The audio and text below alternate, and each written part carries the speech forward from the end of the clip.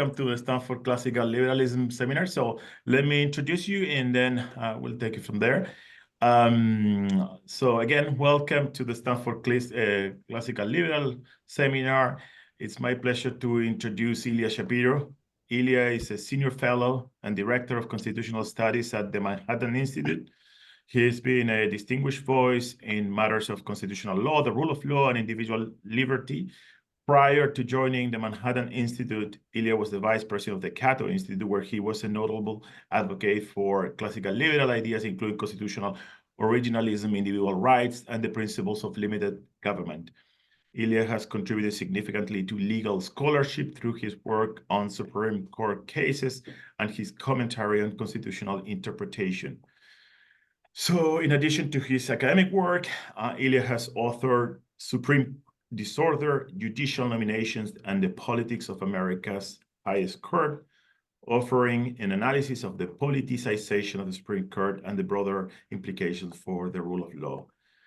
Today, Ilya will talk about his most recent book, Lawless and the Miseducation of American Elites. Welcome, Ilya. Great. Well, thanks for having me. I wasn't sure what the audience was. I thought it was a class that you were teaching, but then I started getting emails from professors across the country saying they're sorry they can't attend. So apparently it's a different kind of group, but that's perfectly fine. I'm wearing my University of American Samoa Law School shirt here. If any of you don't catch the reference, that's from a show called Better Call Saul. It involves that's a fictional law school, and I think it's appropriate to have something farcical like that when discussing what I'm about to discuss. And I see Amy Wax is one of the participants. Amy, it's I hope you get a lot of money out of them at the end of the day. It's just just ridiculous and infuriating. And your episode is in my book, so I managed to add like another few words at the very end with last week or the week before's developments. Well, thank you for the good wishes. We will see. As you know, private universities have a lot of power, so don't know, but I will try my best. Yeah. Okay. All right. Well, again, Ivan and everyone else who's involved in the Classical Liberal Seminar, thanks so much for inviting me, for having me discuss these important issues. The week, I think appropriately, the week of the anniversary of the October 7th Hamas invasion in Israel, the fallout from that massacre revealed big problems with our institutions of higher education, particularly the so-called elite ones. It's amazing to me that the heart of anti-Semitism in America lies on campus among the most educated and progressive, supposedly, people in the country. And yet, that's where calls for the annihilation of Israel began, even before the IDF went into Gaza, which has all exposed the deep rot in academia. As Bill Ackman put it in a revelatory essay the day that Harvard President Claudine Gay resigned this past January, anti-Semitism is the canary in the coal mine, a warning about larger issues. This oldest hatred is always a leading indicator of assorted underlying pathologies. And in this case, that means everything from cancel culture to ideological indoctrination, intellectual corruption to moral decay. We've seen a subversion of the core mission of universities to seek truth and develop human knowledge, and of classical liberal values like free speech, due process, equality under the law. It's been a shift from education to activism. The root cause of all of this is a noxious postmodern ideology that contends that truth is subjective and must be viewed through lenses of race, gender, and other identity categories, according to some privilege hierarchy. Your rights and freedoms depend on whether you're part of a class deemed oppressor or oppressed. There's also a false narrative of decolonization. All of that provides the intellectual bulwark behind the anti-Israel, anti-Jewish, anti-American, anti-Western machinations. Erwin Chemerinsky, Dean of Berkeley Law, wrote last fall that as a 70-year-old Jewish man, quote, never in my life have I seen or felt the anti-Semitism of the last few weeks.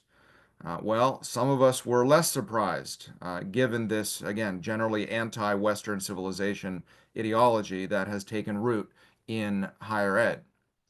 Indeed, some of us have lived experience, as they say, with this sort of thing.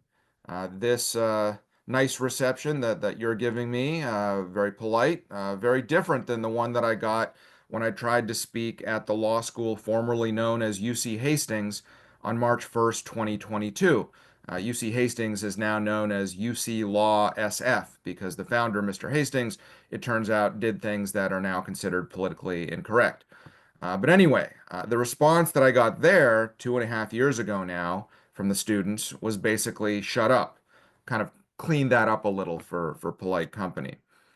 They prevented the event from taking place, chanting and banging as if it were Occupy Wall Street. I mean, I had this just grin on my face. We were all wearing masks still because it was California, even though it was, spring of 22, but I had this kind of smirk just observing all of this nonsense. But anyway, um, it was the first time that I'd ever been disrupted in more than 1,000 speaking events, and it's a damning indictment of the state of academia at a time when a toxic cloud has enveloped all of our public discourse. Although the Federal Society chapter there had booked a room and invited me to discuss a subject on which I'd written a book, as Ivan mentioned, the politics of judicial nominations, which became all the more timely when Justice Stephen Breyer announced his retirement, a heckler's veto prevailed. Applying a bad faith lens to a poorly phrased tweet in which I criticized President Biden's nomination criteria, activists adjudged me a racist misogynist and my expertise illegitimate. Specifically, back in, for any of you who don't know, I'll just give you a potted history of this. Back in January 2022, I criticized the president's decision to limit his candidate pool by race and sex. I argued that the chief judge of the D.C. Circuit, Sri Srinivasan, was the best choice, meaning that everyone else was less qualified. So if Biden kept his promise, he would pick what, given Twitter's character limit, I inartfully characterized as a lesser black woman. I later deleted that tweet and apologized for my poor choice of words, but I still think that Biden should have considered all possible nominees, as 76% of Americans agreed in a poll by that right-wing outlet, ABC News. I was suspended from my new job at Georgetown Center for the Constitution, an important center, we learned, because the rest of the law school turned out to be a center against the Constitution, pending an investigation into whether I violated university policies on harassment and anti-discrimination. I don't know who I was supposed to be harassing, maybe President Biden, but anyway. Now at Hastings, the students who shut down my event wanted to hear neither about the president's selection criteria nor my broader analysis of the confirmation battle now that there was an actual nominee. And they did so in the vilest language imaginable, which I'm not going to repeat here. Several times, literally getting in my face or blocking access to the lectern. The protesters castigated their own school for allowing me to speak and called for a committee of diverse student representatives to approve speakers, plus, of course, mandatory training in critical race theory for students and faculty. Never mind that Hastings, as a public institution, would be violating the First Amendment if it disapproved speakers based on the content of their speech. And never mind that, as one of the deans advised in the few minutes when the protesters weren't chanting and banging, not allowing an invited speaker to speak was against the rules. As the school's chancellor pointed out in an email the next day, quote, disrupting an event to prevent a speaker from being heard is a violation of our code of student conduct, which the college will, indeed must, enforce. But it wasn't enforced, and nobody was disciplined. And again, there was no need to change it. It has been updated since, but it was perfectly fine as it was. Just enforce the letter of the law, and everything would have been fine. But that's not what happened. Now, you'd think that law students would have a greater appreciation for open engagement with provocative ideas than undergrads. After all, They'll be facing much harder situations in their legal careers than bad tweets or offensive speakers. But my experience was no isolated incident, not even for that 1 month of March of 22. The following week, a similar thing happened at Yale, you might recall. Ironically, over a panel bringing together lawyers from left and right who agreed on little other than free speech. Dean Heather Gerken basically buried her head in the sand. Then it happened again at the University of Michigan when students obstructed a debate on Texas's heartbeat bill. This one didn't make national news because for some reason nobody was live streaming it or tweeting about it, but I learned of it because I was due to speak at Michigan the following week, and the deans actually read the presidents of all the student organizations the Riot Act and said, we're not going to be Yale or Hastings. But it did happen there as well. And then a year later, now a year and a half ago, there's the shutdown of Judge Kyle Duncan at Stanford. And that's just law schools. Forget the craziness that's been going on for some time on undergraduate campuses. The only thing that these events had in common was that they featured non-progressive speakers. We've gotten to a place where questioning, say, affirmative action or abortion is outside the academic Overton window, the acceptable range of policy views. This trend of canceling speakers rather than challenging them also represents the loss of grace in our culture more broadly, the desire to ascribe malign motives to one's political enemies, the unwillingness to think of them as merely wrong rather than evil. As American society is secularized, politics has replaced religion to fill our spiritual needs. And in that context, it's easy to see one's political opponents as heretics. And then, of course, their sacrilege isn't worth hearing. Soon after my scandal broke, I jokingly tweeted at Whoopi Goldberg that she and I ought to go on Joe Rogan's podcast to hash stuff out. You might recall she had a little bit of kerfuffle. She said some things that seemed anti-Semitic. I don't think they're anti-Semitic. I think she's just ignorant. But anyway, Joe Rogan also, there was something about Spotify, all these weird quote unquote scandals. But anyway, she didn't reply. Nothing came of it. But it'll take courage from cultural influencers to get us back to where we can disagree without wanting to ruin the lives of people with whom we have those disagreements. As for me, after a 4-month investigation, Georgetown reinstated me.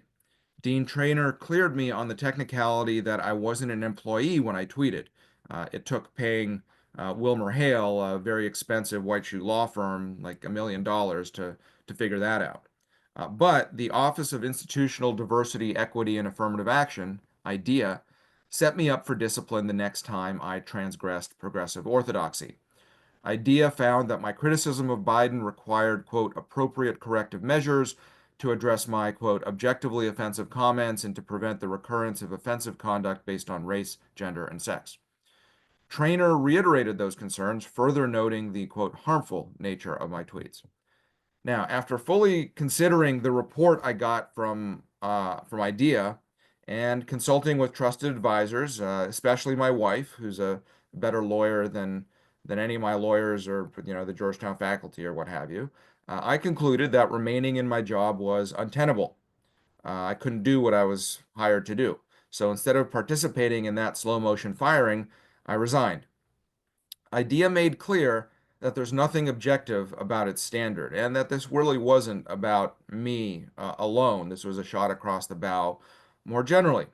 That people were offended or claimed to have been is enough for me to have broken the rules. IDEA asserted that if I, quote, were to make another similar or more serious remark as a Georgetown employee, a hostile environment based on race, gender, and sex likely would be created, unquote. Any comment that someone found offensive would have subjected me to discipline.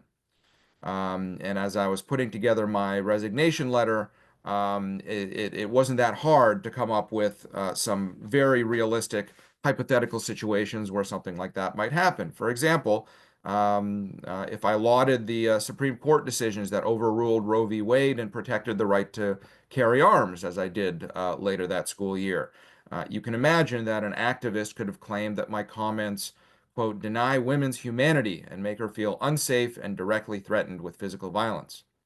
Or if I had met with students concerned about my ability to treat everyone fairly, which I would have been happy to do even if Dean Traynor hadn't asked me. And one attendee could easily have still filed a complaint calling me disingenuous or the embodiment of white supremacy or anything like that. Or when the following school year, the Supreme Court heard the Harvard and UNC affirmative action cases, and again, when it issued its ruling, I opined in media interviews and op-eds, as I did, that racial preferences were unconstitutional. Hundreds of Georgetown stakeholders could have signed the same sort of letter that they did during my case, borrowing language from trainers' statements, asserting that my comments, quote, are antithetical to the work that we do here every day to build inclusion, belonging, and respect for diversity. Or, in a class that I was supposed to be teaching on Supreme Court practice, a student could have felt uncomfortable or even harmed with his assigned position in a mock oral argument in 303 Creative versus Elenis, which is a case 2 terms ago that considered whether a graphic designer could be compelled to create a website for a same-sex wedding. Quote, to argue that someone can deny service to members of the LGBTQIA+ community is to treat our brothers and sisters as second-class citizens, and I will not participate in Shapiro's denigrating charade. You could imagine that being written to the student listserv. Anyway, you get the idea. It's the Georgetown administrators who created a hostile work environment for me and anyone else who dissented from accepted discourse. What Traynor did, what he allowed IDEA to do, is to repeal the speech policy that he claims to hold dear. And most schools, not just Georgetown, most schools at this point, after a lot of work from FIRE and other trends, have on paper pretty good policies on speech and expression. The problem is they're observed in the breach. The freedom to speak is no freedom at all if it excludes speech someone finds offensive or counter to some nebulous conception of equity. And Georgetown showed how it applies even those self-contradicting principles inconsistently. Contrast my case with a few other recent examples. So during Justice Kavanaugh's confirmation process 6 years ago now, Professor Carol Christine Fair tweeted, quote, the entitled white men justifying a serial rapist deserve miserable deaths while feminists laugh. Bonus, we castrate their corpses and feed them to swine. Georgetown held this to be protected speech. A couple of years later, Professor Heidi Feldman in the law school tweeted that professors and deans shouldn't support students applying to clerk for judges appointed by President Trump. Quote, to work for such a judge indelibly marks a lawyer as lacking in the character and judgment necessary for the practice of law. Unquote. These comments could threaten the careers of lots of students, but Georgetown took no action. In April of 22, during my troubles, as some of my friends call it, the troubles, right? Feldman, again, same professor, tweeted, quote, we have only one political party in this country, the Democrats. The other group is a combination of a cult and an insurrection-supporting crime syndicate, unquote. Now, these remarks undoubtedly create a hostile environment for Republican students, which under DC law is a protected class. And Feldman teaches mandatory 1L classes, which I was not going to be doing. These tweets were quietly deleted without apology, investigation, or discipline.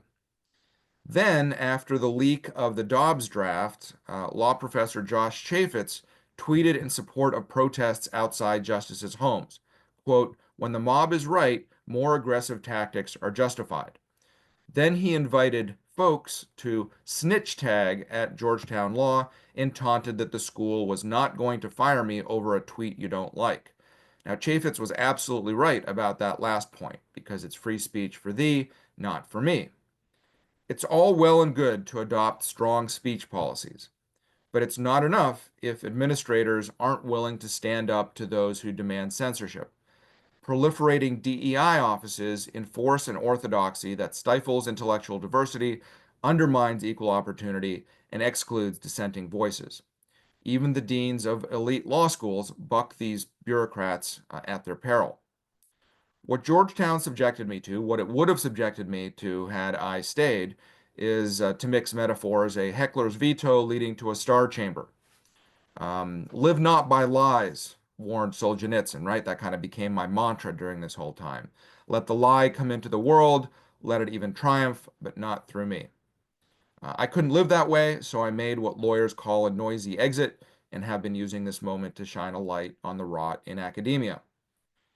In fall of 2022, when Justice Thomas withdrew from teaching at GW Law School, it was just one more example of the poisonous atmosphere in academia that makes it impossible to have a free exchange of ideas. GW administrators rightly stood up to the mob, demanding that he be canceled for his vote to overturn Roe v. Wade. But the fact that they needed to make that statement showed how they'd failed to instill a culture of open inquiry and truth-seeking. It's a shame that Thomas felt the need to withdraw, and a stark contrast to the concurrent celebration of Justice Breyer's return to Harvard. Now, I'm generally long on America. Like Brett Kavanaugh said during his hearings, I live on the sunrise side of the mountain. But I'm pessimistic about academia.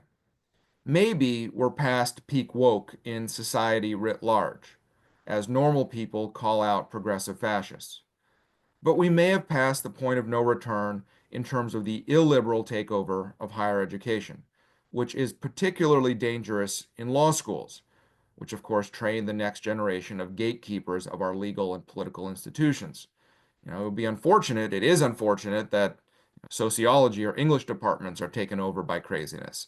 But that harms the development of human knowledge and truth seeking and all of that. But law schools have what they produce have very tangible effects on society. The only thing worse probably that my colleague Heather MacDonald has written about is these trends in medical schools, where literally they're matters of life and death. And I do mean that this takeover is illiberal. What we're seeing is not the decades-old complaint from conservatives about liberal professors, the hippies taking over the faculty lounge at Berkeley. Frankly, I don't think the ideological ratio has changed that much since I was in college 25 years ago or law school 20 years ago. But what we're seeing is weak administrators who placate the radical left. It's this illiberal left that now drives campus culture, and university officials placate, facilitate, even foment social justice mobs, with everyone else keeping their heads down so as not to be caught in the cancellation crossfire. And that's largely a story of growing bureaucracies. This is kind of the unsexy part of this, but it's so important. The statistics on the growth of these left-skewed non-teaching staff are mind-boggling. Between 1993 and 2009, administrative positions swelled by 60%, a rate of growth 10 times that of tenured faculty at the same colleges. In the 2012, the number of professional university employees who don't teach grew at about twice the rate of students, while tuition more than tripled. Now, uniform statistics for the decades since then are hard to come by. Schools have wised up. They know this looks bad, and so it's hard to make direct one-to-one comparisons. But suffice it to say that the growth in bureaucracies has far outpaced that in faculties and student bodies. And these trends are particularly acute in so-called elite places. Yale's administration ballooned by nearly 50% from 2003 to 21, nearly 3 times faster that of the undergraduate student body. At Stanford, the number of administrators grew by 30% in 2017 to 22 alone. So the school now has nearly twice as many non-teaching staff as undergrads and nearly 6 times the number of administrators as faculty. Now, the joke is that a century ago, Yale students all brought with them a personal butler. I don't know what all of these educational bureaucrats are doing. Maybe Stanford's going to give their students all a butler now, but it's really remarkable. In effect, students and families are paying a lot more to subsidize a class of well-paid bureaucrats. And it's not just finances that are hurt by the bureaucratic encroachment. Administrators are more radical than professors. A 2018 survey found that faculty have a liberal to conservative ratio of about 6-1, obviously even more in lots of disciplines, while higher ed administrators are about 12-1, with 40% identifying as far left. What once were technocratic paper pushers ensuring compliance with regulations have morphed into enforcers of racialism and radical gender ideology. Bureaucrats' incentive is to expand empires and grow budgets, which the great political economist Mansur Olson detailed was the downfall of nations. And that's precisely what's happened here, as apparatchiks with no connection to teaching or research chill speech and eviscerate due process. Now, having gained a sense for the overall trend, let's focus on DEI. Diversity officers are a fairly recent phenomenon. It wasn't until after the Supreme Court's decision in Grutter versus in 2003, the University of Michigan cases that said you can't have rigid mechanical points given for race, but you can have these holistic black boxes where nobody knows. And as it turns out, race is used much more than had it just been a mechanical bonus. But anyway, that was about 20 years ago, and that universities began integrating them, diversity officers, into student-facing administration.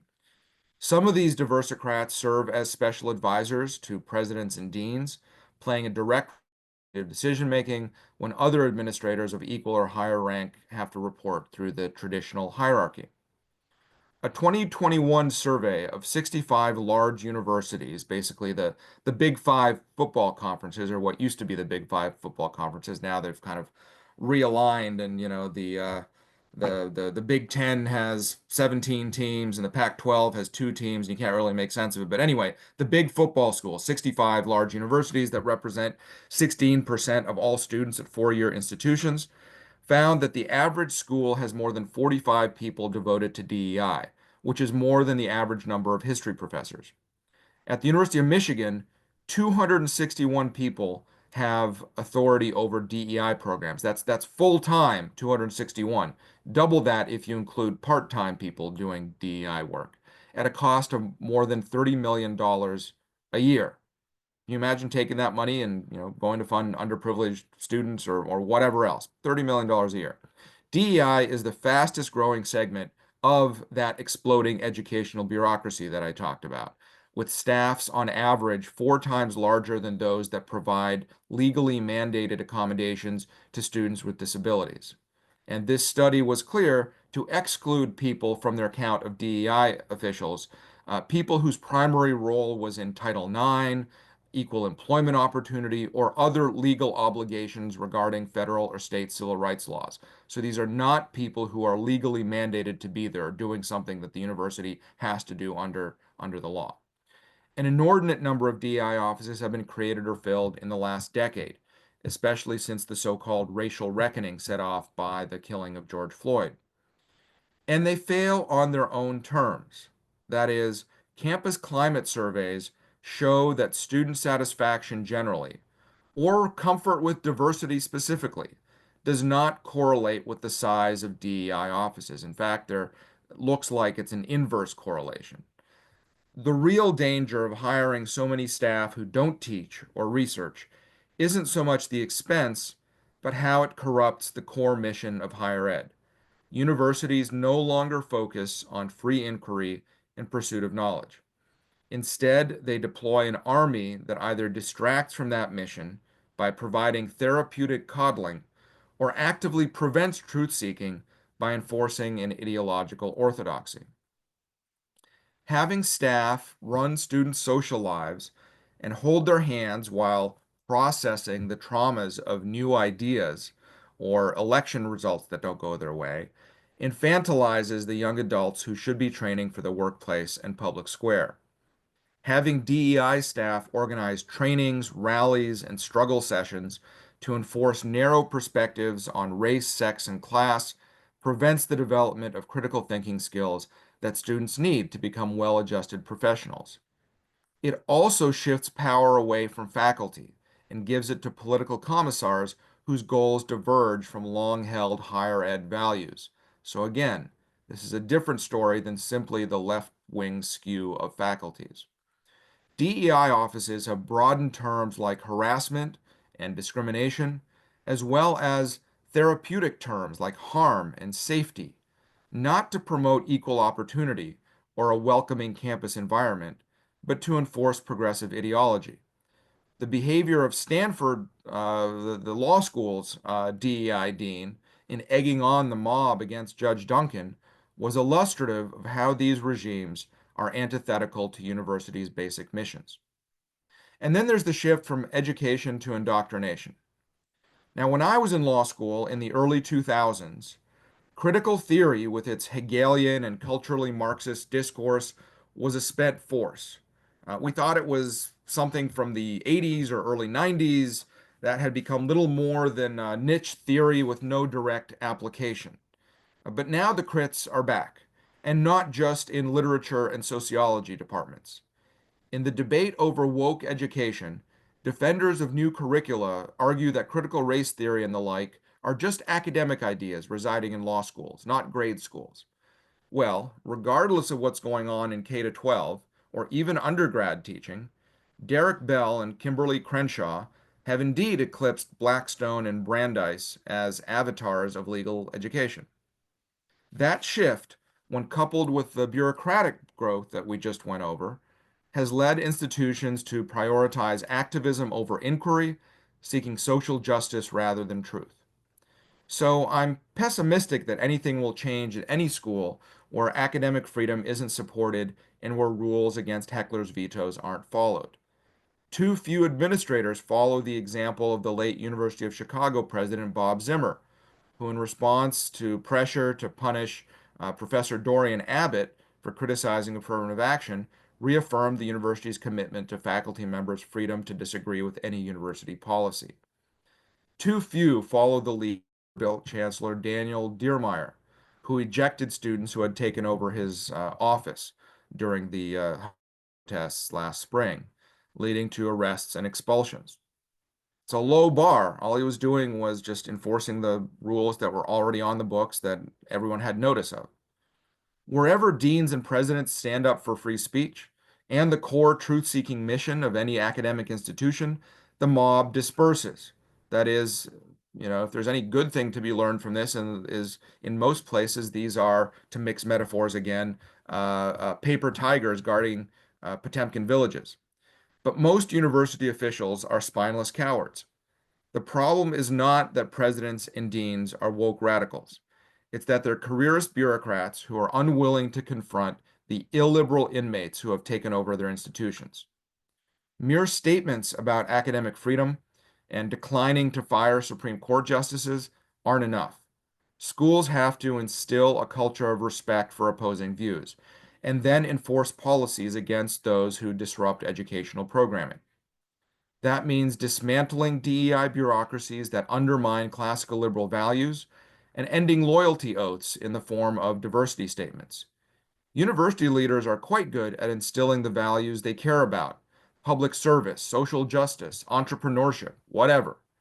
They can do that for open inquiry and civil discourse. When I left Georgetown more than 2 years ago now, I wasn't holding my breath at the prospect of reform. But maybe now we're finally seeing a backlash to our illiberal inquisitors. I'm still not sure it can all be done from within. So we need external controls from state legislators and attorneys general, and congressional oversight tied to federal funding. We also need exogenous shocks like Judge Jim Ho's boycott of Yale and Stanford for clerk hiring, plus employers shying away from hiring those who support Hamas or who scream at federal judges that they hope their daughters are raped. And we need public exposure. The day after the Wall Street Journal published my now colleague John Saylor's expose of how Texas Tech used job applicants' diversity statements as ideological litmus tests for hiring biology professors, the university announced it would end this practice for faculty hiring. One op-ed. He just did a FOIA request and got all these materials, wrote an op-ed, and the very next day, the university president said, "We're not going to do that again." The same thing happened when the chancellor of the University of Wisconsin system testified before its legislature last year. Claudine Gay, Harvard's former president, crystallizes the larger problem. Gay is a mediocre academic who was elevated for advancing progressive orthodoxy while checking the right intersectional boxes. She's the apotheosis of an anti-intellectual movement that values DEI, identity, and activism over truth-seeking merit and education. That movement is designed to prefer political commissars over rigorous scholars. But Gay's resignation doesn't end that university's troubles. The school is still plagued by a toxic campus culture, ideological corruption, and bureaucratic bloat that stifle open inquiry and free discourse. FIRE, the Foundation for Individual Rights and Expression, recently named Harvard the worst school in the country for free speech for the second straight year. They got a zero. And the only reason they got a zero is because FIRE doesn't give negative grades. Well, Harvard may be the worst on this and other measures, but it's by no means alone. It doesn't take long to destroy reputations built over decades and centuries. The question now is whether universities are willing to do the work to restore their tarnished stature. Last December, celebrated Harvard professor Steven Pinker, no conservative, laid out a 5-point reform plan: protect free speech, maintain institutional neutrality, enforce university rules, promote viewpoint diversity, and disempower DEI.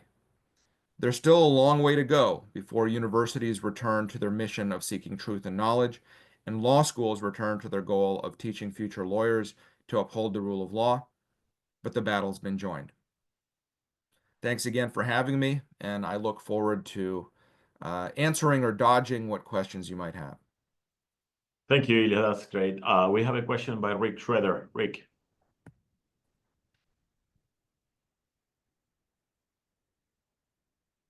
Rick, you're muted.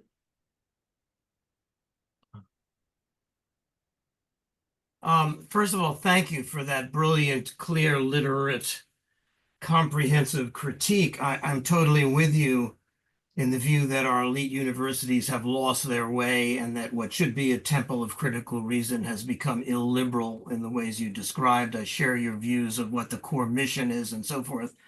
I wonder, however, about how much of this should be put on. You started by talking about postmodernism and the idea that all truth is subjective. And it seems to me that one's immediately faced with the problem of how to reconcile that, which also leads to a notion that to each his own bag, if it's all subjective. Yet there we have this moral indignation and a very strong commitment to moral truths that are used as a basis for judgment. So it strikes me that while that may be one of the Trojan horses inside the Temple of Reason, there's another one which is totally pre-modern, not postmodern, and that is you have to be one to know one, and a kind of tribalism which comes with census categories where each of them has only their side of the story and they're not really interested in other sides of the story, which means you don't look at all sides of the story. You've got your tribal commitment. This is not radical postmodernism. This is pre-modernism. This is you have to be one to know one in the sense of it's illegitimate for Janis Joplin to sing the blues. Or if you have a Jewish study center, it has to have a director who's Jewish. So it seems to me that needs to be brought into the analysis a little bit more. You hinted at it later on in the talk, but I don't think it's just skeptical postmodernism that can be seen as responsible given the moral indignation. So I'm raising that question whether there isn't another Trojan horse, which is pre-modern thinking, which balkanizes the university and then has interest groups built around those groups. My other question is, what's your view of the Leonard Law in California, where the state has required private institutions to abide by the First Amendment to the Constitution, and whether that's the kind of thing we should be wary of or should support if you want these exogenous pushes on private universities, these elite universities? Strikes to me it's actually going to be tempting to some people to want to impose the First Amendment on private universities. It also strikes me that it's extremely hazardous and a dangerous route to take. Sure, thanks for that. I think on the first point, I think there's definitely resonance in postmodern theory, critical theory, as conceived, it's kind of an import from Austria, Germany, germinated in Colombia in the 30s and 40s, and away we went into various branches. There's resonance there to pre-modern tribalism for sure, but I think it's postmodern is because it's more than just checking demographic boxes. There's an ideological component beyond just identity and these privilege hierarchies or intersectional matrices and all of these different things. So it's not just one particular clan. You also have to have the right opinions and be anti-racist about things, all these other things. So it's yeah, I'm sure there are aspects of there was a liberalism in any theory, whether it be pre-modern, modern, or postmodern. But the kind of the innovation of this, the critical theory that's come back is to meld the identitarianism with this ideological superstructure. On the second point, I'm not sure where states have authority because maybe these private schools get state funds, not federal funds, state funds, and you can always attach strings onto funds, whether they be federal or state. I think recently Gavin Newsom signed an order outlawing legacy admissions in California schools, including in private ones. I don't know. I mean, I think that could be challenged. I don't know where the legal authority for that sort of thing is. At the federal level, again, you take the federal funds and you get the strings that come with that, whether that be abiding by accounting standards to prevent fraud, whether it be anti-discrimination rules, or whether it be protection of speech. I've testified to the House Education Committee to that point. In fact, you don't even need to pass new legislation. This can all come in under the rubric of protecting students' civil rights, which already those who take federal funds are bound to do. But I'm not familiar specifically about California law and California has a state law no, called the no, I know, Leonard I Law. know Yeah, about the, I right. know the Leonard Law. I just don't know Right. the authorities by which the California state government can do that to private institutions, whether it's the same thing. Do you know of any federal string which actually involves First Amendment? I mean, I understand there's anti-discrimination things in some of the titles, but do we have any that actually have said you have to abide by the free speech in the First Amendment? And would you want that to be the case? There are strings that say you have to protect students' civil rights, and that's on that basis that the Department of Education Office of Civil Rights has investigated lots of schools in the last couple of years, whether relating to anti-Semitism or anything else. Right. And so I think speech is part of the civil rights protections, and so you don't need new authorities to do that. And I do think it would be a good idea. Yes, again, if the school wants to take federal funds, I think it's in the federal government's interest to enforce individual rights that are constitutionally protected. So, I'm sorry. Okay.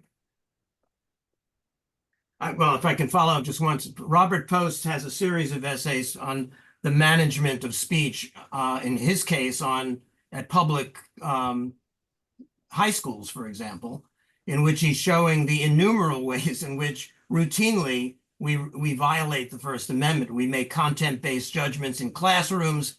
We allow certain kinds of speech under certain circumstances and not others. I mean, do you really think that forcing universities?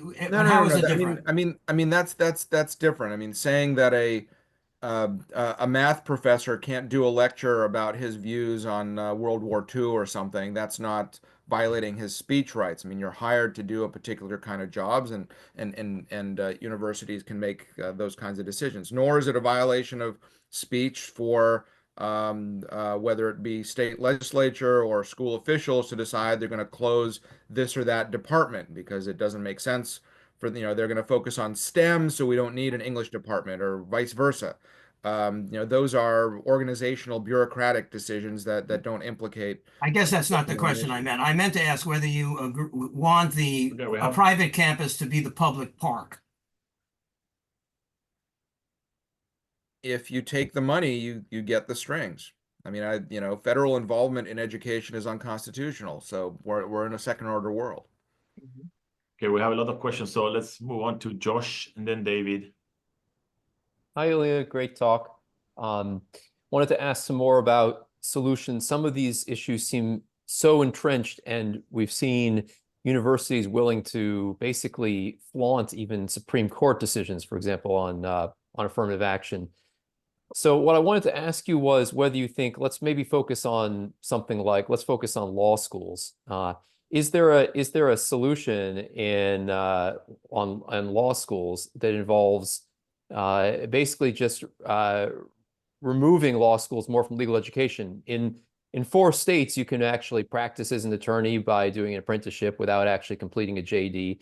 What if there were more organizations that were helping to shepherd people through through that path? Those include California and Virginia, and maybe then a bunch of the red states might follow and pass rules that would allow more people to practice. So basically, a kind of end game around law schools, which to me seem hopelessly captured.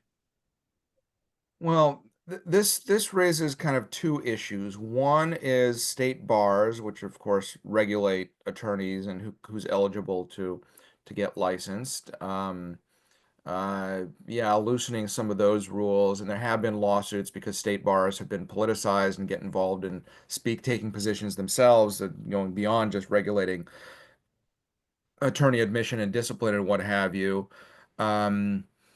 I guess that would be a very long-term solution, the way that the dynamic would play out. But the other, I think, bigger and more acute issue is accreditation. And unlike in any other discipline, there's only one accreditor for law schools, the ABA, which has tremendous problems. I have a whole chapter in my book on the ABA and the pernicious role it plays in enforcing quotas of various kinds and requiring certain kinds of teaching and whatnot that does not help the sorts of reforms that we would want.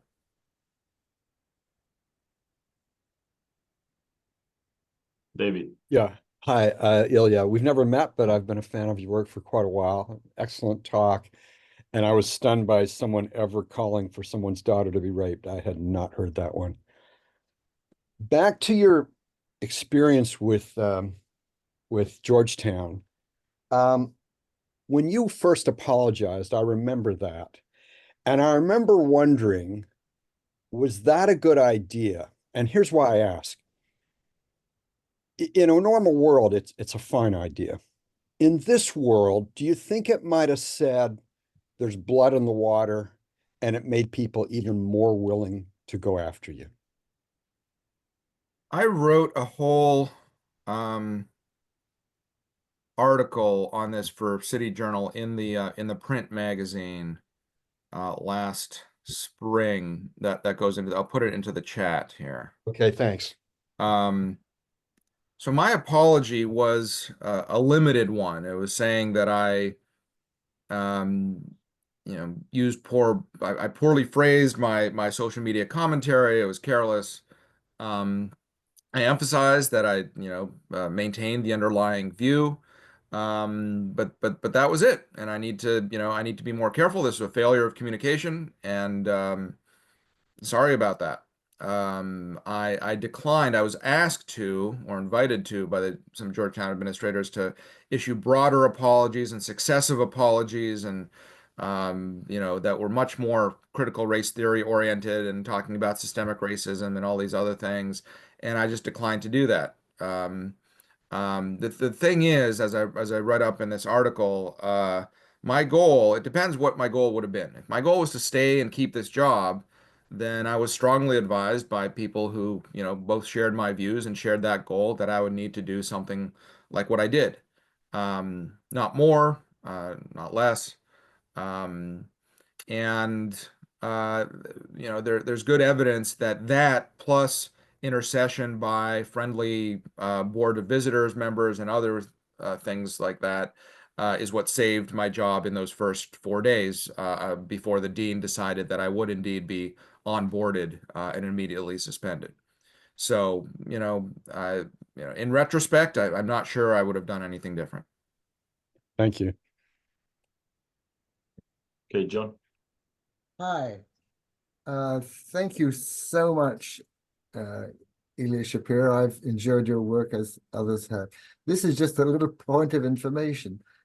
In 1990 or so, a long time ago, I'm at Duke, And I edited something called the faculty newsletter. And we tried to get a cross-discipline debate and so on. Generally speaking, failed. But the thing that's remembered about it, about that little magazine, is that I did a little survey of the ratio of administrators not in departments and faculty over the years, which I could do in those days because we had something called a phone book. So I could actually look in the phone book and count these people up. And my point is that this growth of non-faculty, non-departmental bureaucrats has been going on at least since 1990. That's just a point of information. Thank you again. Jonathan? Okay, Ilya, I'm going to ask a tough question. Okay. Take this in the best of spirits. But we have Amy Wax here, and I think Amy Wax, from my perspective, deserves an enormous amount of admiration, precisely because she has not stood down. And it must be very costly personally for her. But in doing that, she is carrying the weight for all of us, because ultimately, I think the University of Pennsylvania is going to pay an enormous price for this once the details come out. And in doing so, it will be a shot across the bow for how people are treated. So my question to you is, can you tell me why you resigned from Georgetown rather than say, no, let's go to the mat on this? Because clearly, in the end, they would lose. They have rules, and you just have to say, look, you have to enforce your rules. I didn't come up with the rules. You came up with the rules.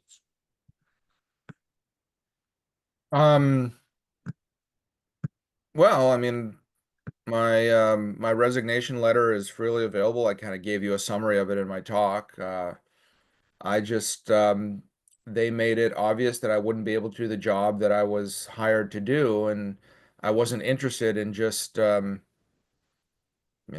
becoming a martyr and seeking out the conflict to heighten the tension and eventually, win the battle or something like that. I wanted to get on with my life and do something productive. And I didn't meekly go away. I was very loud about it and got a book contract out of it and Substack and all the rest of it. Georgetown, the Georgetown dean lost out on the presidency of Fordham, where he had come from, in large part because of his handling of my case. So, I feel that, I've used the opportunity to advance the right goals. And I don't think it would have been good for me or anyone. I mean, it would have been kind of just being a shit disturber, waiting for the shoe to inevitably drop to have more fights. And life's too short. Can I Well, just intercede on Ilya's behalf? Uh, I thank you for your kind words, and I have made the decision to stick with my position through thick and thin. That is true. But I wouldn't minimize the cost. I am in a special position. I am at the end of my career. I am in my 70s. My kids are grown. My husband makes a good income. I am in the best possible position to endure the slings and arrows. And I often advise people who are younger, who are more vulnerable, students, junior faculty, and I'm not into self-immolation. Part of the power that these institutions have is the ability to extract a huge and intolerable price from most people. And that, I think Ilya's at a very different stage of his career from me. He's in a different position. I can certainly understand what he decided to do. What I would say is I fault the senior academics who are in my position, who claim to be classical liberals, who claim to care about these issues, who claim to care about future generations, who won't stick up for these principles, who won't speak out. I do fault those people, but you have to understand that, most people are very vulnerable to have their lives wrecked. Well, just to be clear, I felt that vulnerability, and I've written about it, and I go into more detail in my book, those first few days when it wasn't clear whether I'd have a job and all that. By the time I made my decision to resign, I mean, I had job offers, and I'm fortunate in having a platform I can publish in the Wall Street Journal and things like that. So I knew I wasn't, my family wasn't going to starve or anything like that. But I had to think about how could I have the most impact? And, was it worth just continuing to slog and having this target on my back? And ultimately, I just said, life's too short, and I can make the same points while being more productive and happy outside of Georgetown. Yeah, this is Casey, let me agree in a little bit different terms. I mean, if we're going to be successful, we also need scholars who are still pursuing truth. And to throw one of them into this arena means the opportunity cost of their scholarship. And, I don't know you all well enough to just judge who has the comparative advantage, but I do respect both decisions, because there is an issue of comparative advantage here for liberalism to be successful. I mean, and I appreciate all the points made, but I really think the point Amy made at the end is a crucial point, and every one of us should think about it, which is when we step down, we cede the microphone to the other side. And that is the cause of the problem. Had we not stepped down 30 years ago, when the stuff happened, we would not be in the position we're in today. And it's important to stay inside if you can. I think this impulse to quit and just, in disgust or whatever, I understand some of the decisions. You think you could be more effective outside, but I have found that, you can't, because these institutions just forget about you and say good riddance and let the door hit your bottom. We don't care. They really are incredibly arrogant. So, you have to take the slings and arrows. It's very unpleasant, okay? It's a hostile environment. But as I tell my students, hey, democracy is a hostile environment. Art, and Can I then John. interject for 1 second, Yvonne? Is that okay? Yes, Dorian, of course. Just on the Welcome. tactical question of whether to apologize or not. I disagree with Ilya, because I basically think it's never a good idea for the following 3 reasons. The first is you apologize when you're trying to reconcile with someone. And if someone's completely unwilling to be reconciled with you, there's no point. The second is I think that the woke operate on an understanding of the world that's based on power. And you have to show them that you're powerful and that you're not going to give in. And if you apologize, you show them the opposite. And the third point is the apology is viewed by them as an admission of guilt, even if you try to temper it like Ilya did. And then they try to get these tribunals and things, and they bring up the things that you apologize for and say, see, you admitted to this, you admitted to this, and they're going to use it against you later. And so in the case of Ilya, the ending was good in one way, but it was also bad because he didn't stay at the job. And it's possible that if he hadn't apologized and just went bulldog on them, then he would have kept the job. But I could be wrong about that. Well, I write this up in my article. The apology was not to the mob. I couldn't care less about the Twitter mob, but it was to the dean. It was to the faculty. I mean, and the inquisitors, they kept asking me to apologize further or whatever. And I'm like, no, I maintained that I used a poor choice of words, and that's it. Ilya made a judgment, and I don't want to pile on to him, but I will agree with Dorian that apologies are a really bad idea unless you've really done something wrong. And Ilya did absolutely nothing wrong. His opinion was a legitimate opinion. He had every right to say what he said. And, I think the response would be just that. Everything I said was fine. I made a judgment about Supreme Court nominees, and I stand by it, and that's protected. I agree. I thought Ilya's words were perfectly fine. Okay, but we have 4 more questions, so let's move on. I think John is next, and then Art, and then Elizabeth, and then Jay. Great. I'll try to ask a short question for once. We've talked about the institutional barriers to getting sanity going, and I'm curious on your view of a couple that I noticed. One is federal grants. Now, more and more, almost the majority of federal grant-making institutions require detailed DEI plans as a condition of getting a federal grant. Another is, we talked about, can people do sensible research? That's getting harder and harder. Scientific societies now issue and journals issue who do we think should be, editorials for president. It's harder and harder to publish controversial research. I see Jay on here. Jay may have something to say about that. So journals, scientific societies, those are and accreditation boards. It's harder and harder to get accredited unless you fully participate. So these are, some of them are government, some of them are private, but that seems like an impediment to sanity. And I wonder if you have a comment on that.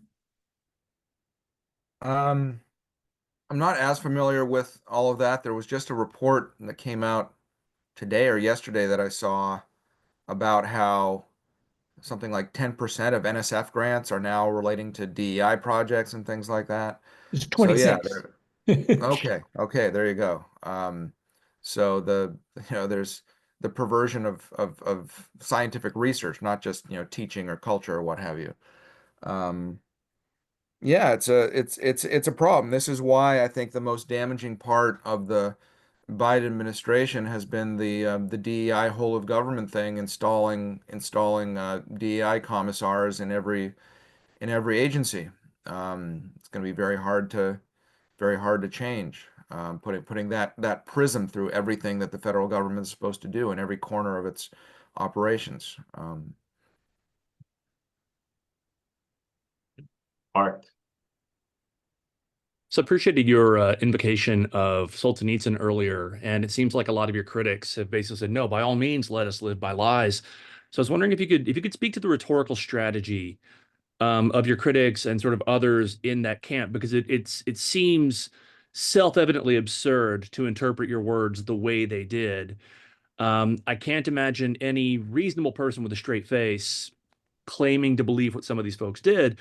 And I wonder if there's something bigger sort of at play here. Like, is there almost a signaling contest to see like who is most sincere based on who can believe the most sort of crazy things about monsters like the Ilya Shapiros and Amy Waxes of the world?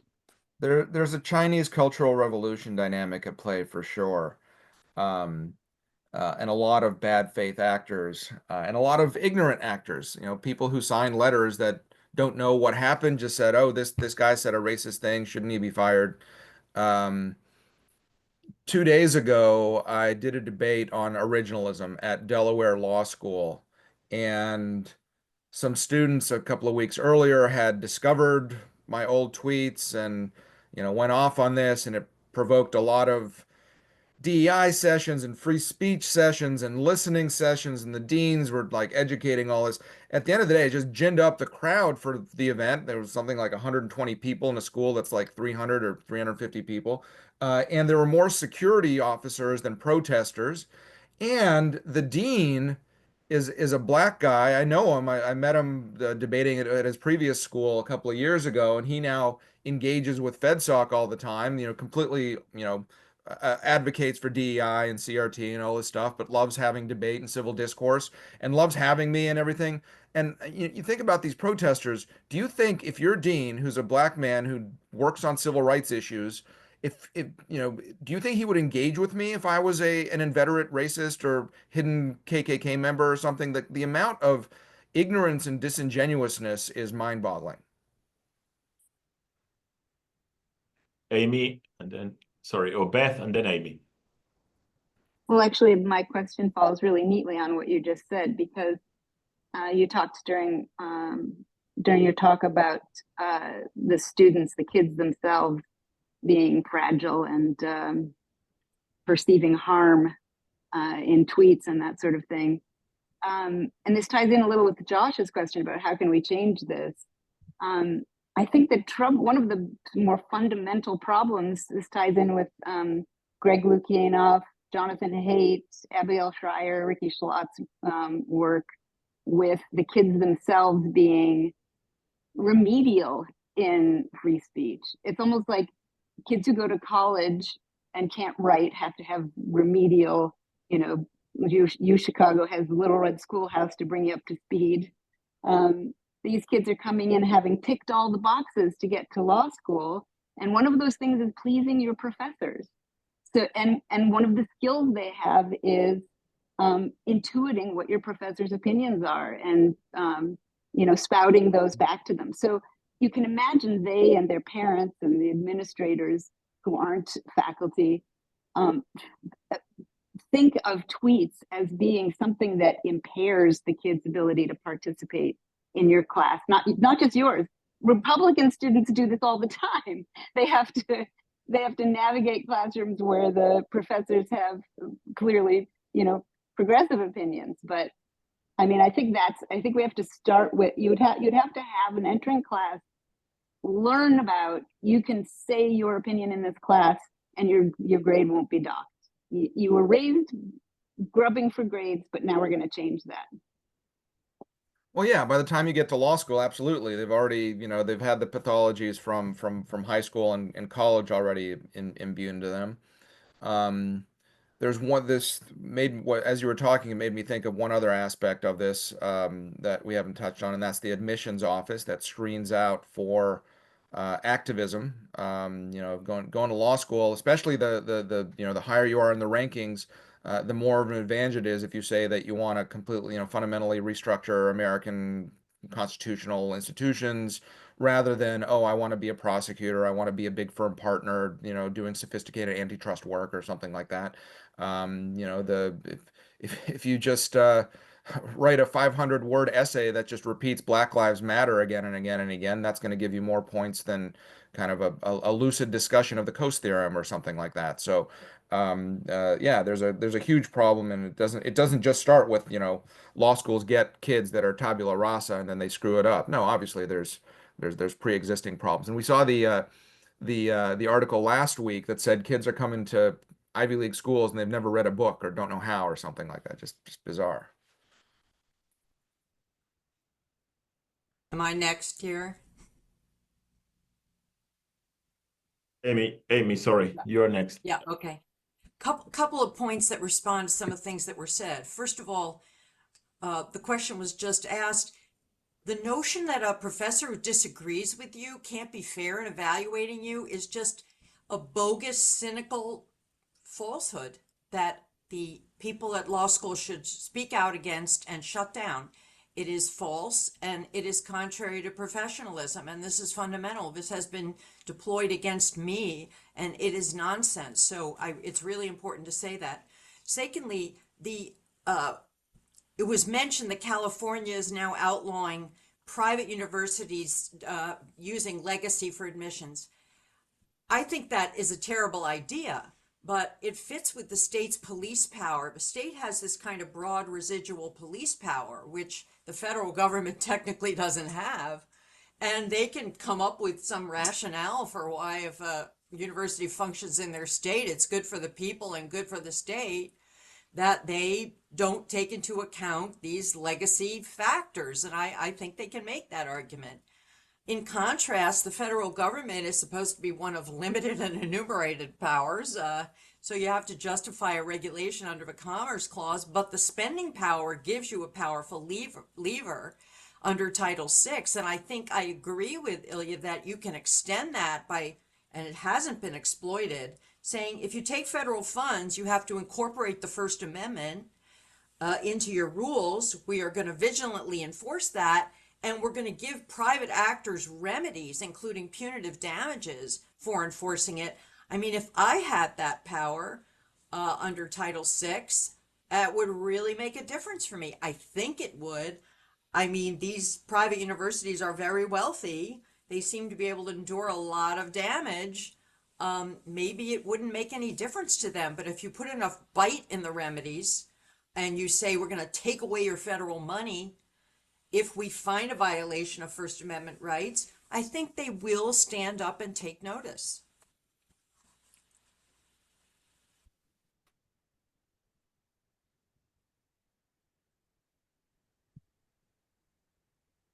You want to comment on that, Ilya? Otherwise, we have Jay.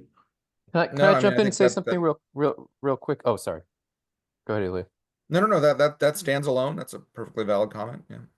I was just going to note, this fear that professors who are coming more from a heterodox perspective will punish students who adopt orthodox positions is perhaps coming from what we've observed is many accusations that professors on the left actually do punish students for taking heterodox positions. So they're maybe just assuming that that those of us who do not agree with the orthodoxy will engage in the same types of tactics that many people on their side do. Jay. Oh, Ilya, thanks for the comments, and it's really fun to hear you talk. Oh, fun is maybe not the right word. It was frankly infuriating to hear you talk about it, but I'm really glad that you are fighting back around it.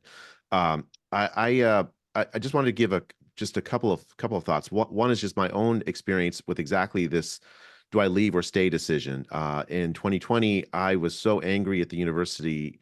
I've been here for some crazy number of years. I have collected a vast amount of paraphernalia, hats and sweatshirts from when I was 18 years old. I almost threw them all away in 2020, and I was going to leave, but my friends talked me down from it, and I have to say I'm glad I stayed. Ultimately, I just helped organize a conference. I got this, John Levin to say that he supports having debate at Stanford on the policy issues that I've been focused on the last 4 years, and I don't know. It's a really tough choice, and I don't think that you made the wrong decision. It's just it has to be personal to you, and where you can do the best good. But my God, I was so close to leaving. The other question, that was just an observation. Let me just make the question I actually had, which is a separate thing, and that has to do with how do we fight back if you do stay on the inside or if you're on the outside? And the question is can you use procedural arguments, arguments of procedural fairness to try to get at this? How effective can that be? And I do this with a very specific thing in mind. I'm part of a group here at Stanford trying to get the faculty senate to reverse itself on its condemnation of Scott Atlas that it issued in November of 2020, very, very unfairly. It turns out that Scott was only the third professor in Stanford history to be condemned in the way that he was.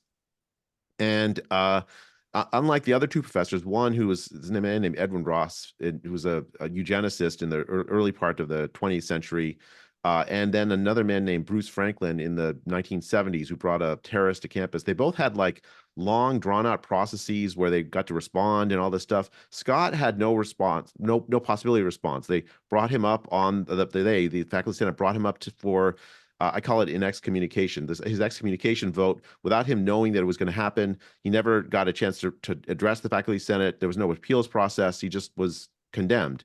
Woke up one morning, saw that the faculty senate had condemned him. So the argument we're using is procedural one. Well, look, if you're going to have the faculty senate get involved with these kinds of things, shouldn't they have a procedure where you can have some semblance of due process?